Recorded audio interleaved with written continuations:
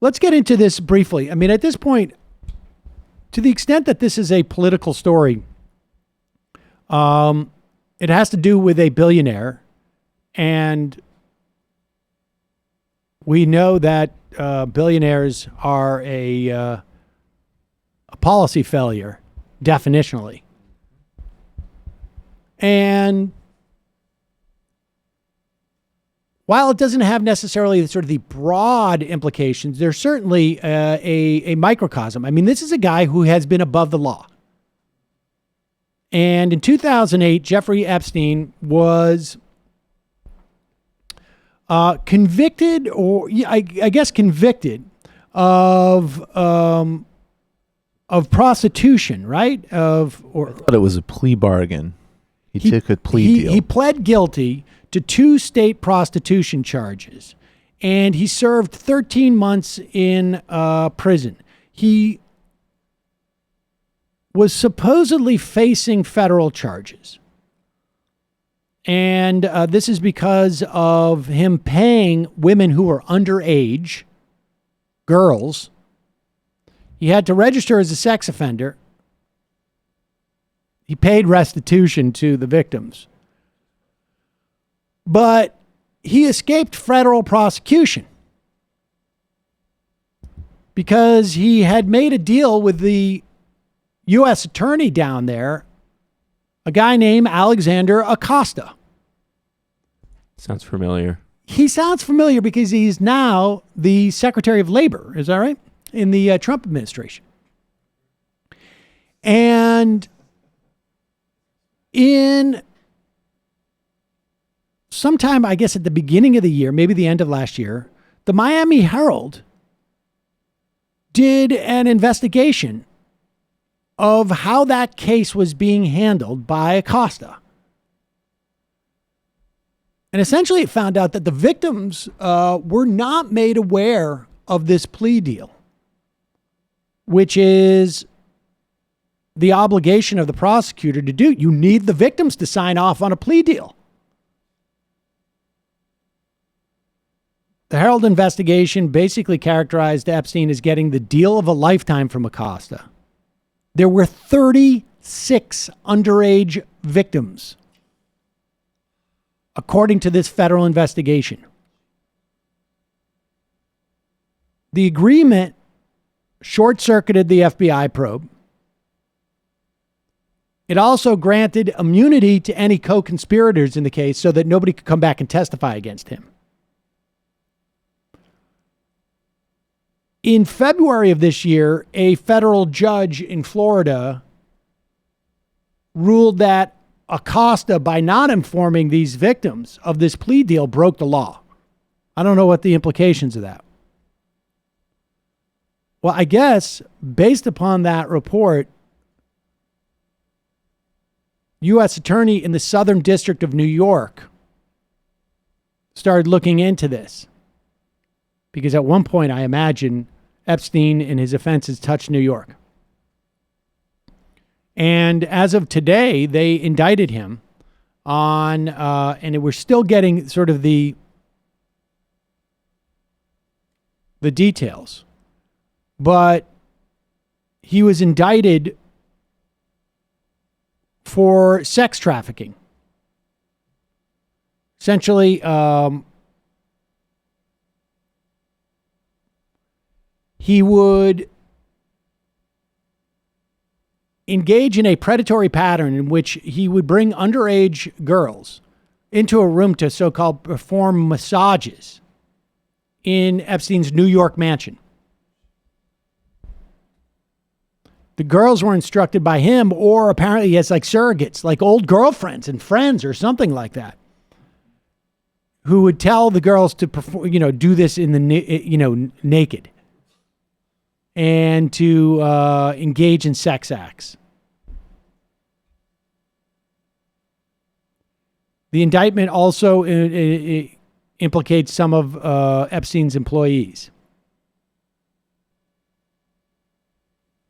Apparently, some of these employees would make sure that if he's going from Florida to New York, that he would have, a bevy of of minors available to him. I mean, this is pretty sick stuff. And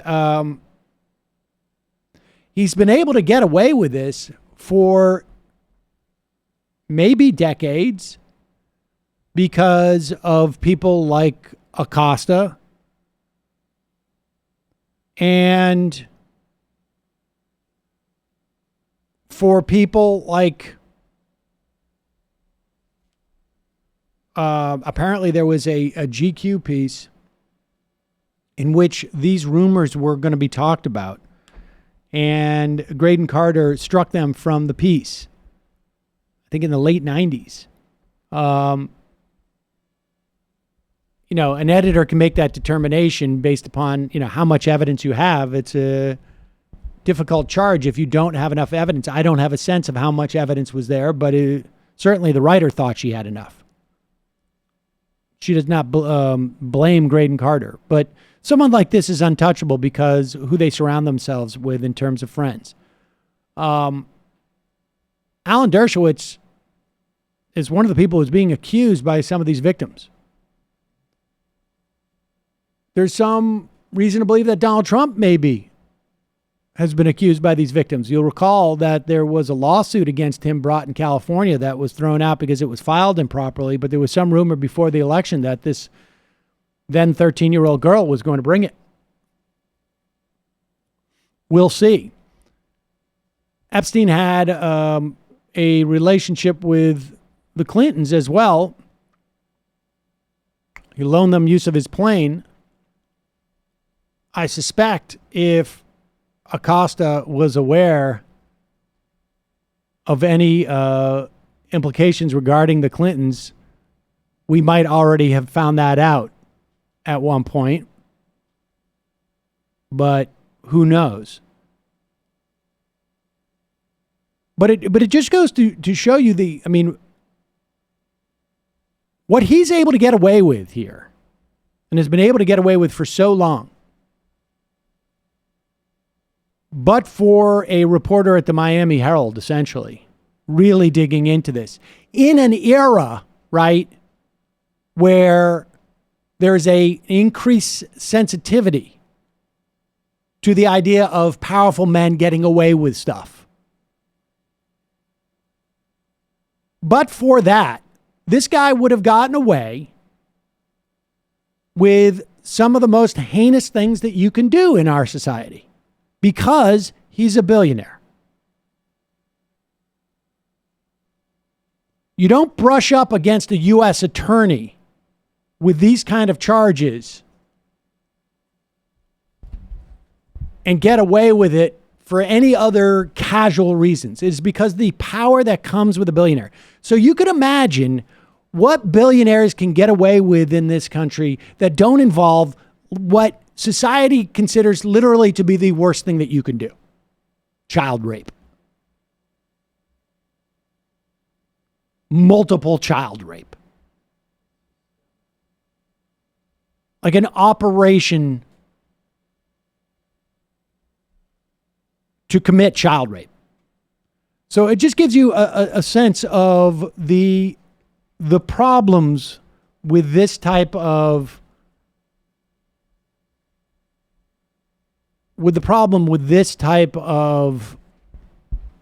consolidated power and money. So we'll see what happens with this guy. There's a lot of people I think are pretty upset. My understanding is that Dershowitz wrote a letter to the Pulitzer Committee listing all these reasons why that that Miami Herald piece should not get the Pulitzer because it had been nominated.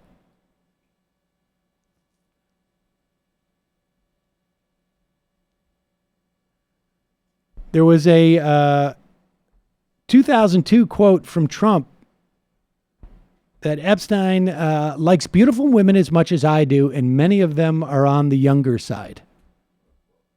Direct quote. I never met him. Don't know who he is. Right. And I think it's also worth, the flight logs of Epstein's plane. And this is, making distinctions that, as you pointed out with Dershowitz and Trump, it's there's a higher level of scrutiny, but there's no implication that Larry Summers or Steven Pinker or anybody like that are involved in this sort of thing. But these are all people, also like Naomi Campbell, who've been on this guy's plane. And it's just also this new Daily Beast piece about all of the money that he's given to various organizations at Harvard, various nonprofits. It's just really important to dig into how somebody can just insulate themselves. Yeah, even as you say, I mean, this is not like, oh, he's a billionaire, he gets away with, I don't know, drunk driving, right? Like, this is, as you say, nothing worse. And he's insulated deeply into a lot of parts of society. Yeah, I mean, and it's indicative of a larger problem, right? But this is basically how, if you were doing the metaphor in the theater production, this is what you would do. This is the way you would express this much larger societal problem without having to tackle all of those things. I would read this Gawker piece from 2015. Flight logs put Clinton Dershowitz on pedophile billionaire's sex jet, which is their, that's a Gawker headline, but it gets into the detail of these flight logs, and I think it's worth knowing about. So we will be following that, obviously, to the extent that it has implications on society. Like, broadly speaking, I don't like to follow criminal trials. I just, I mean, maybe personally, but not in terms of news. I mean, that stuff, I just have never, I don't know why I'm allergic to that, but I don't find it that... Because you shouldn't, I mean, at least in my opinion, you shouldn't necessarily have in the dog in the fight of a conviction, frankly, as a journalist or a commentator. Yeah, I think that's basically kind of feel it. that way. And it's sort of what's going to happen with the court is going to happen, and there's not a lot of politics involved in that. The politics that are going to be involved in it are really on how he got to this point, and who gets implicated beyond it. And that's basically it.